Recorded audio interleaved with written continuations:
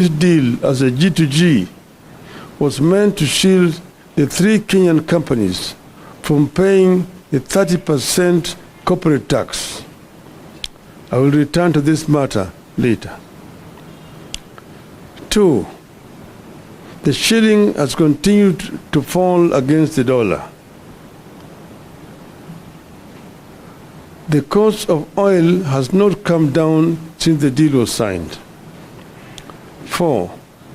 The scarcity of the dollar has continued. 5. The landlocked countries that depend on us for oil are abandoning our pipeline because it has become too expensive.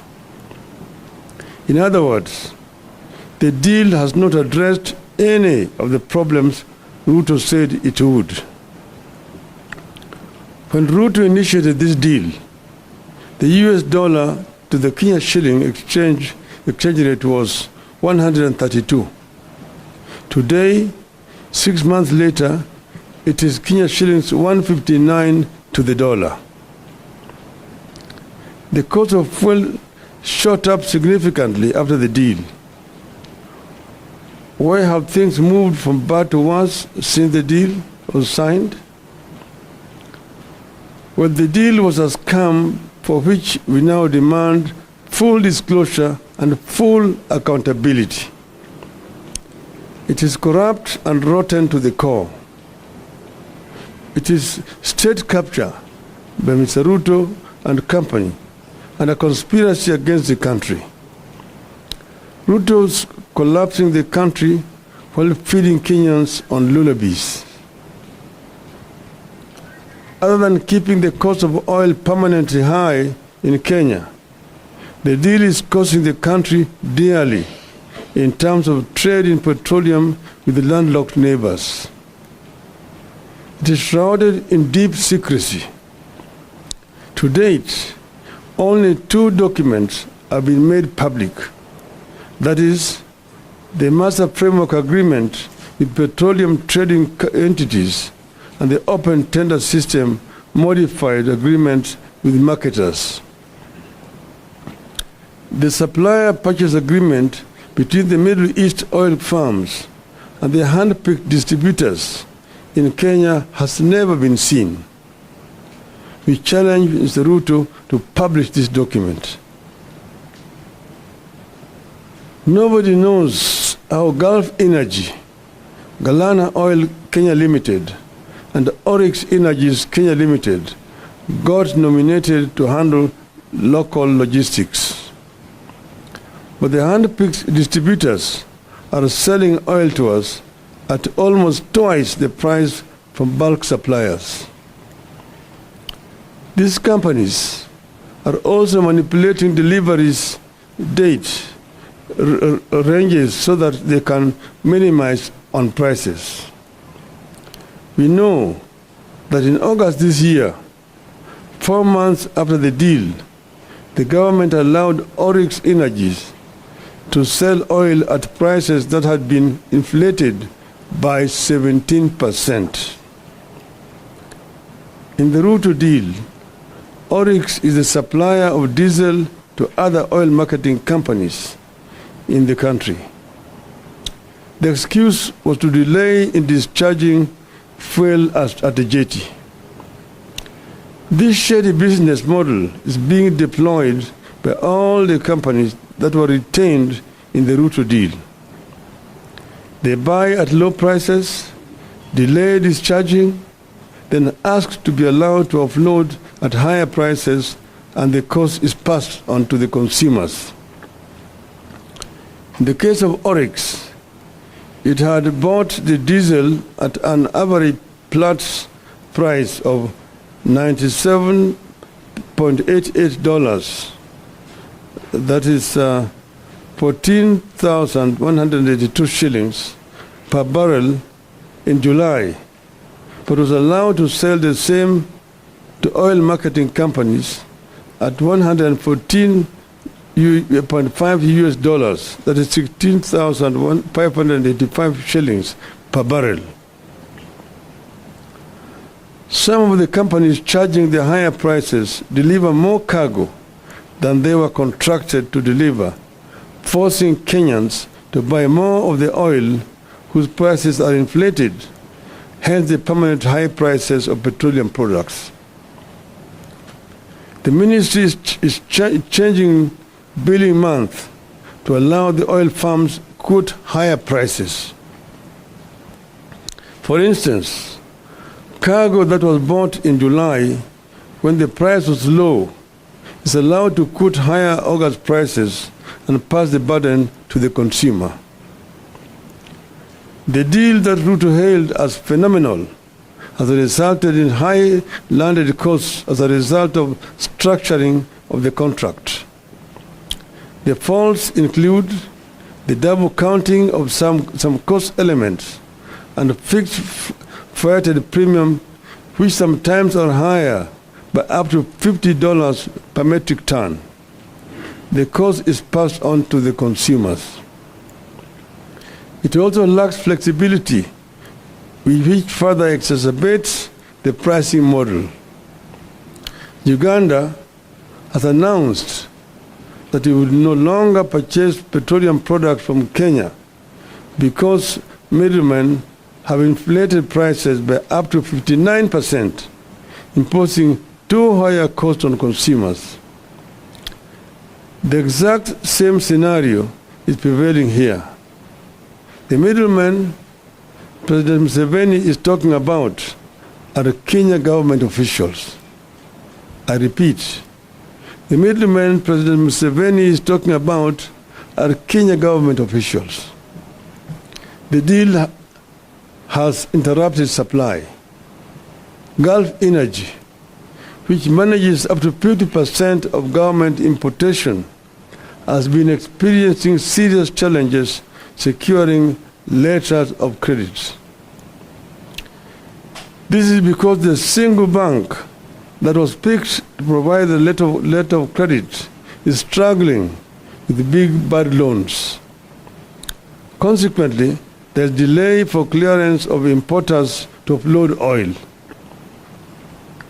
Ships are queuing at sea for up to 18 days, awaiting a confirmation of letter of credit in order to discharge, while the Kenya Pipeline Company goes without operations for days because there is nothing to process. Then the companies incur demurrage, which is transferred to the consumer. Under the open tender system, that's the old system, demurrage costs are $45,000 per day for the biggest tanker docking at the port of Mombasa, and $31,000 per day for the second biggest vessel. But under the Ruto deal, demurrage has risen up to $70,000 per day. This cost is passed on to the consumers at the pump. You will have noticed that Tanzania recently reduced the cost of petroleum products from 1st of November, while Kenyans remain the same or just marginally changed. Tanzania said it was reducing prices because of decrease in the world oil prices by an average of 5.68%, while premiums for importation of petroleum products had decreased by an average of 13% for super petrol, also known as premium motor gasoline or premium motor spirit, and 25% for automotive gas oil or diesel. We will not hear that story here because of the corrupt dealings written into the Ruto deal. As ships accumulate extra charges on the high seas, the money sits in an escrow account in a local bank where it earns interest. It remains unclear who the beneficiaries of the accrued interest is. This deal has led to high cost of oil products sourced through the Northern Corridor transit route, that's Kenya route. The freight and premium rates for the May 2023 cargoes were higher in the northern corridor by 61% compared to the central corridor. Northern corridor is the running Mombasa, Nairobi, Malaba, Kampala, and to DRC. The central corridor, the one that comes from Dar es Salaam all the way to Rwanda, Uganda, and DRC. That rise in freight and premium is reflected at the pump. That is what has pushed Uganda and other forward markets like South Sudan, Eastern DRC, Rwanda, and Burundi to consider importing goods through the central corridor or Tanzania route. Uganda is shifting to the central corridor, meaning that they are going to be using the port of Dar es Salaam or Tanga rather than Mombasa. The volume it ferries via Kenya pipeline has dropped by 52% from 70%. So other than making petroleum products ever more costly, the deal is going to kill the Kenya pipeline company as soon as this year. You need to know that it is the Ugandan market that earns the Kenya pipeline company foreign exchange. The transit volumes account for 51% of Kenya pipeline company's revenue, which stands at an average of 2.6 billion shillings per month. When the company loses in the volume transported, it results in higher tariffs, which is transferred to the local consumer in terms of higher cost of petroleum products. A 10% reduction in the transit volumes would result in a 5% increase in tariffs, which is reflected at the pumps in terms of cost of fuel. The change of route by landlocked trading partners will force a number of Kenyan oil marketing companies and logistic firms to close shop. Of course, this leads to job losses, loss of foreign exchange, loss of revenue for the country as a result of KPC losing transit share. Ideally, Kenya should have provided a pipeline and storage capacity allocation for Uganda market. Kenya should also have allowed the direct participation of the Uganda oil marketers in sourcing petroleum products through the northern corridor route. But because corruption was written into the deal, the Ruto administration could not allow neighbors in frequently. The KPC is set to lose substantial business to Tanzania. Uganda's shift to the central corridor will most certainly influence Rwanda, Eastern Democratic Republic of Congo, and South Sudan. As KPC loses business, it will charge more for its product to stay afloat, hence the ever-rising cost of petroleum products. The deal only ended up creating irregular supplies and higher prices. Open tender system allowed for competitive sourcing of fuel. Monopolistic tendencies for purposes of maximizing profit goes against the demand for efficiency and the need for lower prices. It is going to drive a number of oil marketing firms out of business, leading to job losses and loss of revenue for the government. The deal that Ruto signed with the oil companies has excessively high freights and premiums compared to those witnessed in the open tender systems. They are as high as an additional $50 per metric ton. In the end, Kenya is losing billions of shillings in taxes because the three companies picked to spearhead this deal do not pay the 30% corporate tax. Shielding the three companies from this tax is the reason Ruto told Kenyans that it was a G2G deal. Your guess is as good as mine on who is pocketing the unpaid corporate tax. But the burden of the unpaid corporate tax is passed to Kenyans at the pump. Now, ladies and gentlemen, our stand as Azimio. 1. Ruto must immediately cancel the contract and revert to the open tender system, which ensured guaranteed supply of petroleum products.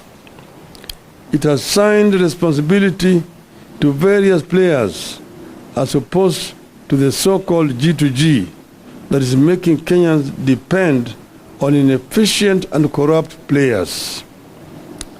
The open tender system was efficient, accountable, and competitive, and offered prices commensurate with international pricing model. 2.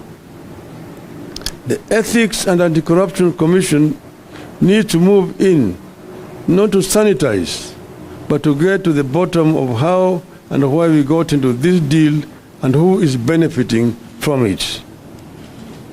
3. The men and women who came up with this self-serving deal must be surcharged and sacked.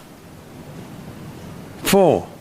The government must restore taxes to 8% from the 16% that came with the Finance Act.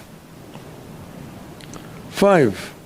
The government must make public the so-called MOU between Kenya and Saudi Arabia and the United Arab Emirates. 6. The Ministry of Energy and Petroleum must make public the deal is signed with oil companies. 7.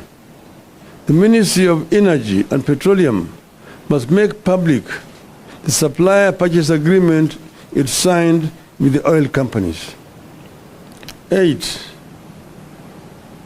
The EACC and the Director of Criminal Investigations must investigate the tax compliance status and pricing model of the 3 oil companies.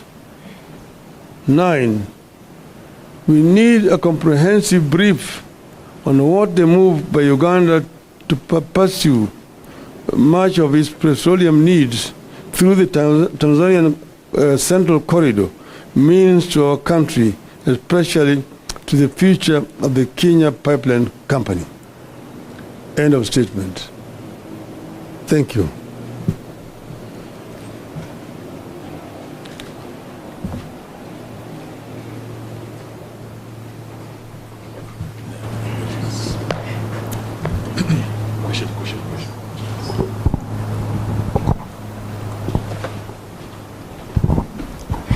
Labda kwa Kiswahili, Mheshimiwa Raila, katika siku za majuzi tumeona kama kuna mfanyabiashara tata ambaye anadai kwamba mafuta yake ambayo alileta ilinyakuliwa na serikali. Labda kwa mtazamo wako unaweza semaje kuhusiana na hayo? Kisha cha pili, where does this revelation of yours now put the ongoing national dialogue talks? Thank you. Yeah. Yale ambayo yanafanyika, hiyo mfanyabiashara yenyewe inadhihirisha ukweli. Yale ni wale watu ambaye wametofautiana pamoja. Sasa mwingine anasema huyu hii shehena ni yangu, mwingine anasema hii shehena ni yangu. Wale pamoja. Hata wewe mwenyewe unaweza kushangaa yale ambayo yanafanyika. Mbona kama kuna shida mtu anashikwa usiku anafungwa macho? Kwa sababu gani? Kama jamaa hajaiba, hajafanya chochote, kama hata yeye ni mwizi, mbona ashikwe mchana na apeleke mahakamani? Ni wale ni wao wezi wawili wanashikana peke yao. Upande mwingine sisi tuko na washirika wetu ambao sisi tulituma kwa yale mazungumzo. Mmoja wao ndugu Eugene Wamala yuko hapa. Sisi tuliwaambia katika yale majadiliano kuna maneno ambayo sisi hatuwezi kuwacha nje. Tuweka masharti, tuko na maneno ambayo mpaka tupate suluhu, hasa yale ambayo yanahusu wananchi wenyewe. Kwa mfano moja yao ni gharama ya maisha. Tumesema gharama ya maisha mpaka irudi chini. Hiyo ni moja ya masharti ya mazungumzo yetu. Ingine ni kuundwa kwa tume ya uchaguzi. 3 ni ukaguzi ya matokeo ya uchaguzi iliyopita. 4 ni mambo ya kutuingilia kwa vyama vingine vya kisiasa. Kuheshima kwa vyama vya kisiasa. Yale ya masharti. Lakini muhimu zaidi ni gharama ya maisha lazima irudi chini. Na wao wamesema vile inawezekana. Tumesema kwa mfano ile ushuru waliweka kwa mafuta itolewe kutoka 16% irudishe pale iliyokuwako 8%. Hiyo ni moja yao. Na kadhalika na kadhalika. So tumesema kama hawawezi kukubali basi haviendi. Tumesema kama hawawezi kukubali yale, hiyo tunasema hakuna mazungumzo, hakuna maafikiano.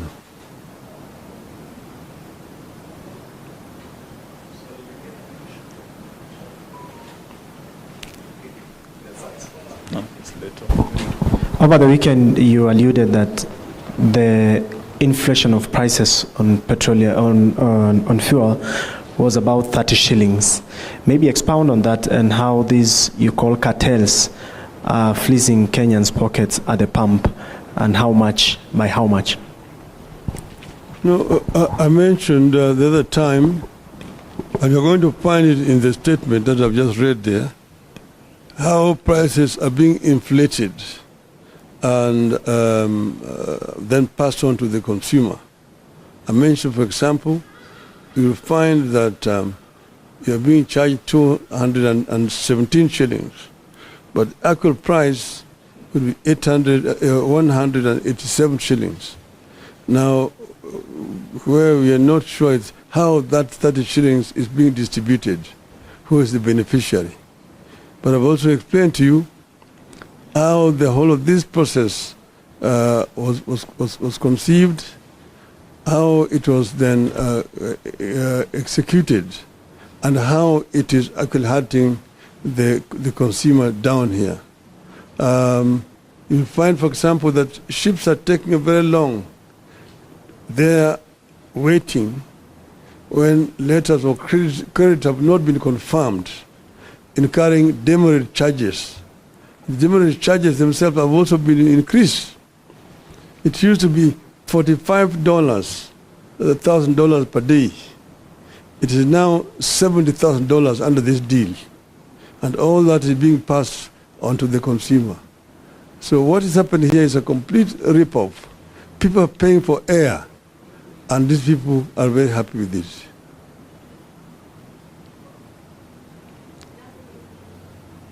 Langu ni ombi tu kama unaweza fafanua kwa lugha ya Kiswahili ujumbe wako kuhusiana na swala nzima la mafuta. Tumesema kwanza tuliambiwa ati hii mpango ni serikali na kwa serikali. Yaani ndio kwa Kiswahili inaitwa G2G, government to government. Lakini thibitisho iko hapa ya kwamba sio mpango ya serikali kwa serikali. Serikali ya Kenya hajaweka mkataba na serikali ya Saudi Arabia au ya Emirates. Hii ni kati ya wizara ya kawi yani ya wa Kenya na makampuni, moja ya Emirates na nyingine ya kule Saudia, moja inaitwa Aramco. Alafu sasa wao hapa makampuni mengine matatu wamepewa kandarasi. Hakuna mtu anajua vile hizo kandarasi lipewa. Manake zamani kulikuwa na kitu ambacho inaitwa open tender system. Mimi kama nimeshakuwa waziri wa kawi wakati mwingine, chini yangu tulikuwa tunafanya makampuni yote ya kuuza mafuta walikuwa wanakubaliwa kushiriki kwenye tenda. Kufanya tenda, alafu unachukua yule ambaye kuna bei ya chini zaidi. Sasa hiyo kampuni ndio inapewa ruhusa ya kwenda kuleta mafuta na kuwauzia wale makampuni zingine hapa. Ikifika tena baada ya miezi mitatu, hiyo tenda nyingine inafanyika namna hiyo. Lakini sasa hiyo imetolewa. Sasa serikali ndio inanunua kutoka katika hizo makampuni mawili ya Saudia na ya Emirates, alafu inakuja kuuzia watu hapa. Lakini hata hakuna ubaya na hiyo. Kinafanyika ni kwamba katikati hapo wameweka vikwazo zingine, alafu ujanja zingine hapo ambayo wanazidisha naye bei. Kwa hivyo bei inakuwa juu zaidi kuliko kama ingekuwa inakuja under ile OTS system. Na hiyo bei yote inapitishwa kwa mwananchi. Mwananchi huko chini inabeba hiyo mzigo. Kwa sababu ya yote pale ambayo yao jamaa wanakula hapo katikati, hapa kuna hii panya ambayo inakula hapo katikati, hiyo ndio inasukuma kwa wananchi hapa. Na kwa kila lita ambayo unanunua kuna shilingi 30 ambayo imewekwa zaidi juu yake. Na hiyo inakuliwa na hao watu katikati yao. Ndio tumemwambia Bwana Ruto, utuambie sisi hao watu ni kina nani? Na kwa hiyo unawajua, wewe ndio uliwaweka pale. Kwa sababu gani umeweka hao pale? Wananchi wanaumia hapa chini. Na swali Mheshimiwa Raila Odinga. Jina langu ni Sydney Chazima kutoka NTV. Swali la kwanza ni kuhusu tunamuita njeri wa mafuta. Sijui kama umesikia hilo swala kuhusu uagizaji wa mafuta kule Mombasa. Kuna meli ambayo imeshikwa ilikuwa na mafuta kuleta nchini. Je,